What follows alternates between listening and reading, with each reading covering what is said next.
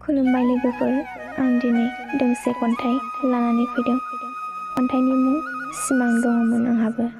खन्थाइखौ लिरदों सोमखोर बसुमतारी आरो खन्थाइखौ आवरायदों जावलिया सिमां। फैदो बिदिब्ला बिथांनि खन्थाइखौ खोनासंलांदिनि। सिमां दङमोन आंहाबो जिउखौ लानानै, आलो गोजोन संसार, आलो गोजोन न'खर दानायनि। गुवार मुलुगाव गोथौ सिमां नुनानै आंबो गोजोननाय दङमोन। नाथाय दिनै मानोबा आंनि सिमाङा फैमाल जानो नाजागासिनो दङ।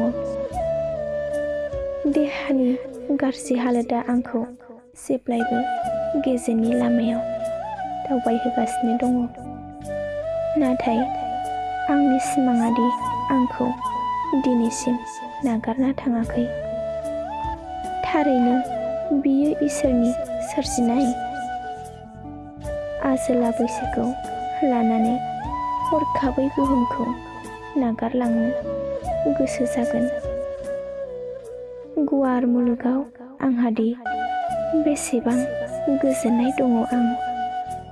बे मुलुगखौ बबे गोरबोजों नागारलांनो। सिमां नुयो आं अराय सम समायना जिउखौ लानानै बुहुमाव थांना थानायनि। एसेनोसै खन्थाइया, गोजोन्थों। खन्थाइखौ मोजां मोनदोंब्ला लाइक, शेयार आरो कमेन्ट खालामदो।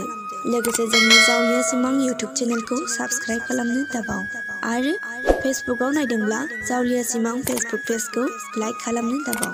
गोजोन्थों।